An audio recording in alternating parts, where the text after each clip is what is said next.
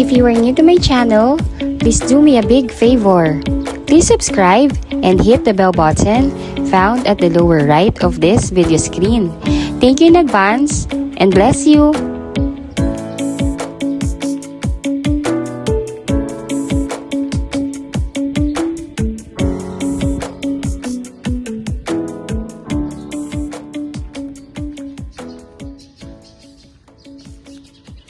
Magandang buhay po sa inyong lahat. Again, I'm Miss Say Caranza, one of the licensed real estate broker based in Cavite. And right now po, ay nandito po kami ngayon sa Leora Homes na Cavite. Located po ito along highway ng Barangay Malainan, Bago na Cavite.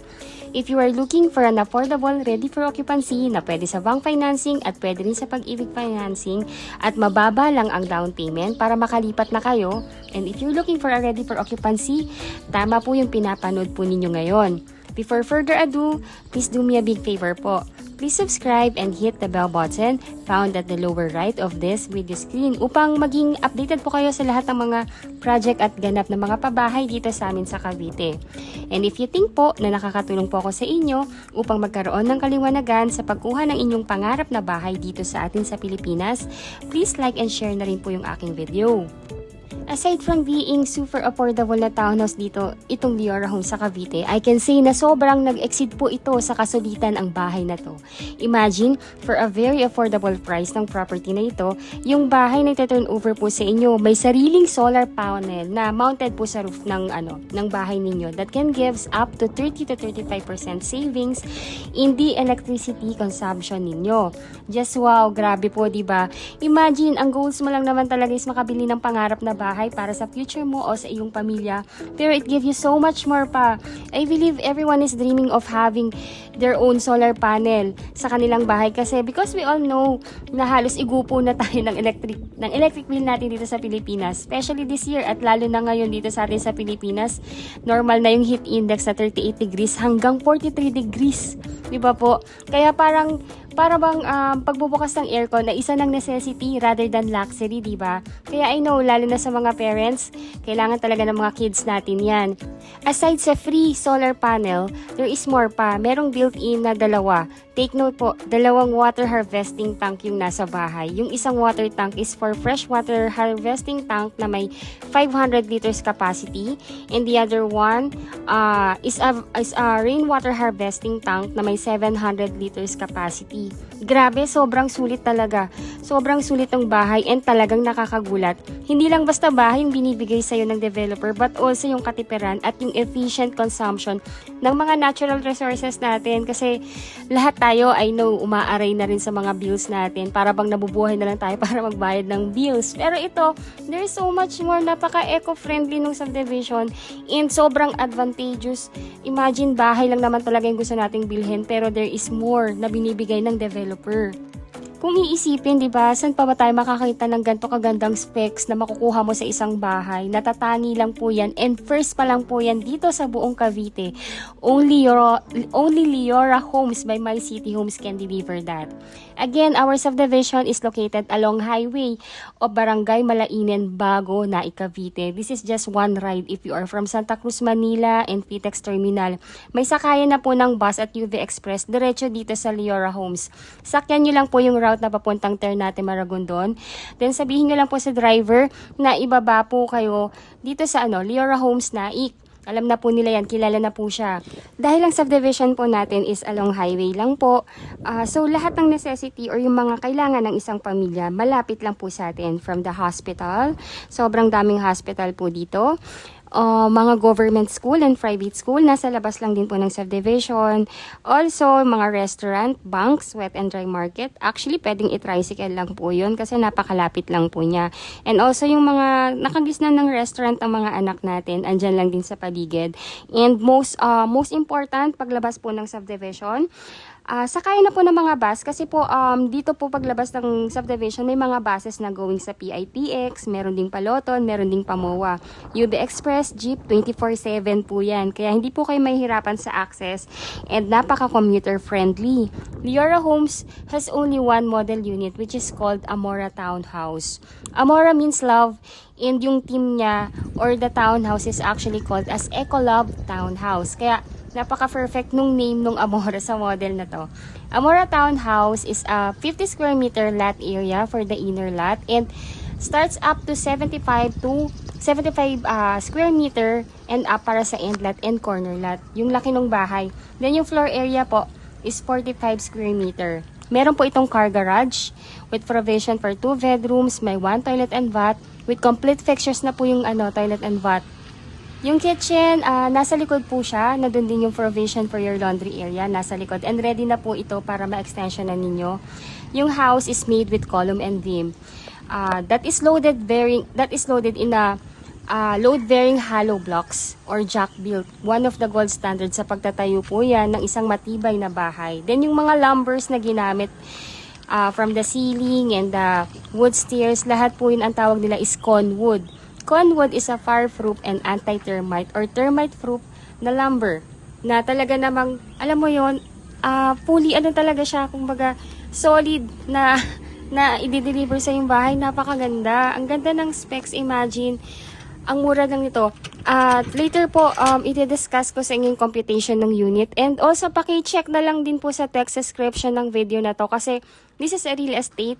We all know po nag-a-appraise ang property. We just don't know lang kung hanggang kailan po yung price na babanggitin ko. Pero for the update, mas maganda check nyo po yung comment box kasi dun ko po i-comment yung mga updated na computation ng unit. Look at the house. Sobrang spacious po. And makikita mo talagang maganda yung pagkakagawa. Buhos po yung ceiling natin. Look at the windows. Meron na po yung grills. Meron na rin po yung mosquito screen. And sa taas, yan yung solar panel controller natin. So, nakita niyo talagang functioning po siya. So, this will serve as your living area and your dining area po. So, ganito siya kalawak. Again, this is a 45 square meter floor area. I'm sorry kung madilim po yung ating video kasi 6 PM ko na ito nung nakuha yung video na to. And this is the first toilet and bath. Sa toilet and bath natin, complete fixtures na po yan. May tiles na po yan. And yung mga tubo connected na po yan doon sa atin sa 2 tank natin, which is the freshwater harvesting tank and the rainwater harvesting tank. Then this one serves as your provision for your dirty kitchen and laundry area. And ready na rin po ito. Pwede nyo po itong i-extend. Ayun. So, grabe po, no? Ang ganda po ng specs na binibigay sa atin ng bahay na to. Parang free na lahat Yung utilities natin, konti na lang din halos yung gagastusin natin. And hindi na tayo masyadong mangagamba sa mga bills. Ayun. So, sa front door, sa back door, naka-screen door na po yan. And also, lahat ng windows, naka-grills po yan. Meron na rin po yung anti-mosquito screen. And yung ating stairs is made of laminated wood. That is conwood po. Again, yung conwood, fireproof po yan. And anti-termite na na lumber. So, ayan. So, this is the second floor. Sa second floor po, all windows. Meron din siyang screen. Meron din siyang grills. And dahil nga po kayo na po yung magpa-partition nito, so binigyan na rin kayo ng line kung paano po ninyo mas ma-maximize yung space. And in every corners ng na possible na natin na pwedeng paglagyan ng aircon is meron ng provision or meron ng butas para mapaglagyan ninyo ng aircon. And also sa ceiling, yung sa ceiling natin may takip lang siya. Meron na po yung heat insulator. So grabe, sobrang complete actually. Kayo na lang po yung bahalang mag-tiles and mag-partition, pero the house itself, masasabi ko talagang ang ganda ng ng deliverable po. Kaya kahit i-compare nyo po siya sa mga ibang townhomes na ino-offer namin na mga standard units or yung kayo na yung magta-tiles and magpa-partition, angat po itong si Amora Townhomes po. Ayun, so just to give you an idea, I'll just go po dito sa model house so you would have the idea kung paano nyo po mas pagagandahin yung bahay. While nililibot ko po kayo dito sa model house natin, I would like to share more information about the advantage sa pagkakaroon natin ng sariling solar panel sa bahay. Did you know that the solar-powered homes can help you earn money? Under the net metering policy, the solar energy you don't consume will automatically exported to the distribution policy system. So from there po, the energy company will give you peso credit in exchange for the electricity that they receive. So those credits are deducted from your electric bill. It's worth noting that these financial benefits last for a long period. A well-maintained solar panel system has a 40-year lifespan. Grabe ang tagal po, no? So this means you can enjoy the credits from net metering for years. Also, not a lot of people know that green features such as solar panels and rainwater harvesting systems boost the property value in the market. it's actually a long-term financial benefit as well as it is sustainability. This one makes super attractive asset po. The best thing about this Ecolab townhouse here in Leora Homes is that you can expect further increase in the property value, not only with the green features they operate on, but also the location and the community they're in. Kasi again po, this is along highway of Barangay Malainen, Naik Cavite. So, super accessible and talaga naman napaka-attractive ng area. And sobrang ganda ng magiging future. Again po, nung nilaunch namin tong subdivision, this was only, kung di ako nagkakamali ha, around 1.7 to 1.9 lang to. But right now, as of the moment, right now po, ang month po ngayon is May 2024. Ang property na po ng inner lot is actually 2.3 million. I will just, discuss yung computation sa dulo nung video po na to. I know po na-entice na rin kayo dito sa subdivision na to kasi hindi na lang po basta to na parang alam niya inaalok ko. There is more than the house. Actually, yung features and the benefits living here, napakaganda po. Napaka-unique ng subdivision. Actually, if I will compare, ito na yung pinakaangat sa lahat ng subdivision na townhomes dito sa Cavite. So, ayun po. Kaya everyday, marami pong nagre-reserve dito. And ayun nga po, pinabanggit ko na po, we are going to have an open house this end of the month. And we will giving away a free aircon or a free LED or smart TV or a free refrigerator. Basta po, complete yung requirements ninyo na maibibigay sa amin on or before the open house ng katapusan na to. So right now, ayan po, nandito na tayo sa daan ng Naik Cavite. So, pinapakita ko lang po sa inyo yung daan para at least you would have the idea kung ano yung mga nasa paligid and ano yung mga makikita nating mga establishment na nearby sa subdivision and para makita ninyo na along highway lang talaga siya. Ayan, so this is the heart na po to ng Naik Cavite. Or palapit na po pala tayo sa Naik Cavite po. Ayun, so habang pinapanood niyo po ito, I will also discuss na rin on how you can reserve your property here in Leora Homes Naik Cavite.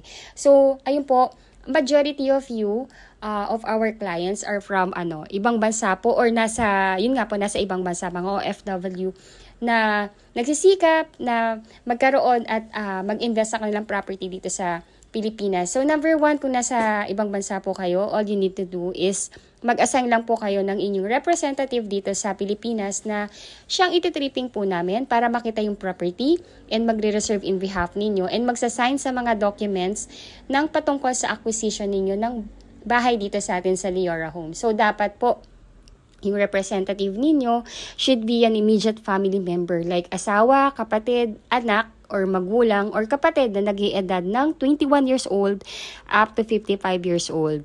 Dapat po immediate relative. Then, sila po yung ititripping namin and magsasign ng mga documents at magbabayad ng inyong reservation fee sa developer's office. Sa developer's office, bibigyan naman po doon ng official receipt and yung mga documents na kailangan pirmahan. So, your requirements as an OFW client, kailangan lang po natin ng inyong 2 Philippine valid ID po, like passport or TIN ID or PhilHealth, ayun po. Then kung kayo po ay single, hingan po namin kayo ng birth certificate and SENOMAR. Kung married naman, marriage certificate naman po. And kung may asawa po, kailangan din niya magbigay ng kanyang 2 valid ID. Then also, mga basic lang naman po, like 4 pieces, 1 by 1 ID picture sa inyo po. And kung kayo'y married, yung spouse niyo rin magpo-provide. And latest job contract ninyo na naka-indicate doon kung magkano yung inyong compensation or gross compensation per month, or kung wala na kayong latest job contract or continue yung inyong contract dyan, pwede po kayong mag-provide na lang ng certificate of employment with compensation, also 3 months pay slip. Also po, kailangan din po namin yung scan copy ng inyong passport na kasama rin yung visa and the latest arrival and departure stamp. And of course din po yung e-ticket nyo rin po, kailangan din po yon.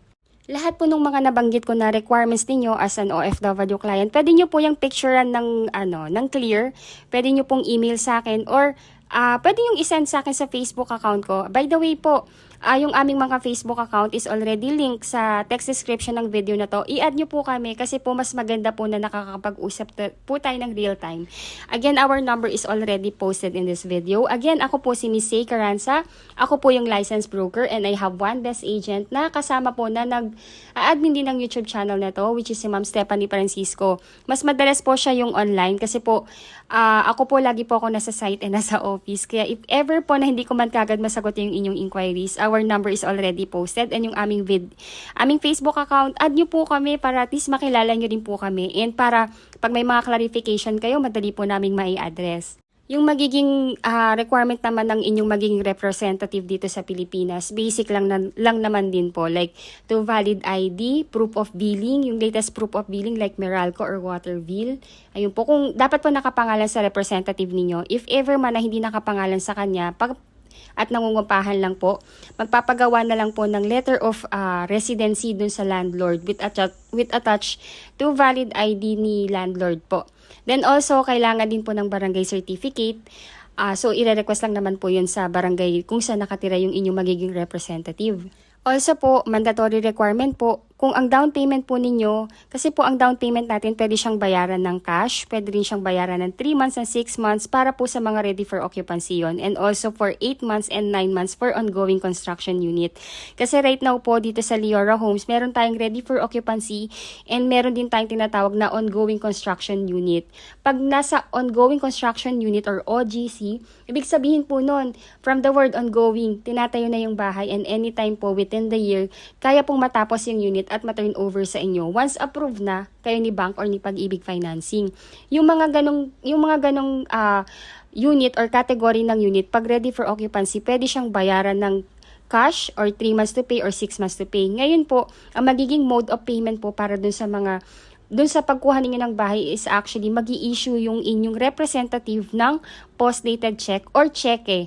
So, mag-o-open po ng checking account ang inyong representative dito sa Pilipinas in any bank of choice po.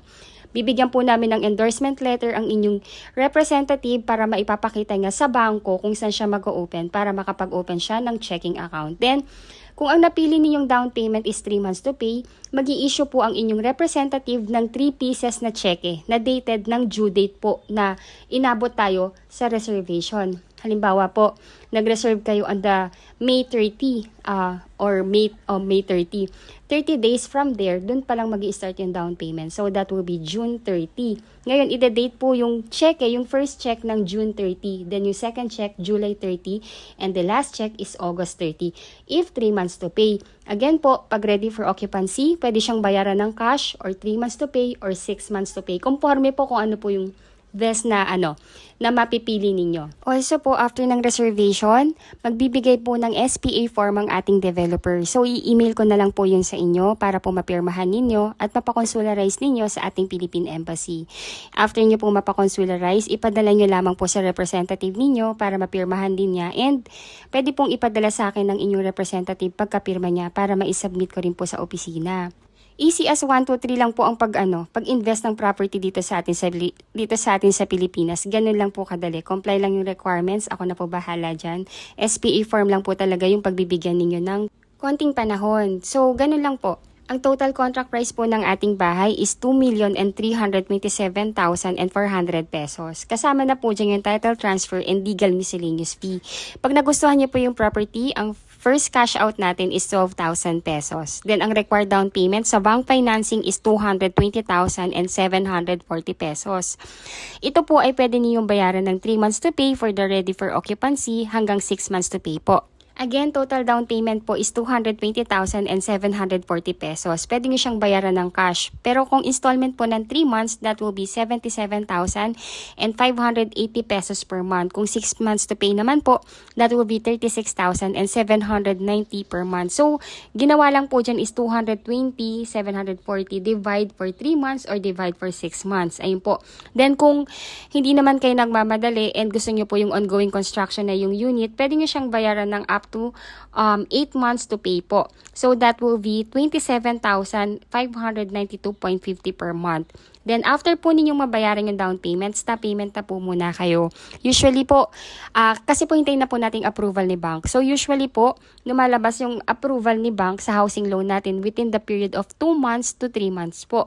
Once approved na, doon pa lang po kayo mag-i-start ng inyong monthly amortization kay bank. So actually, ang ganda po ng terms ng payment ni bank ngayon, para na siyang si Pag-ibig.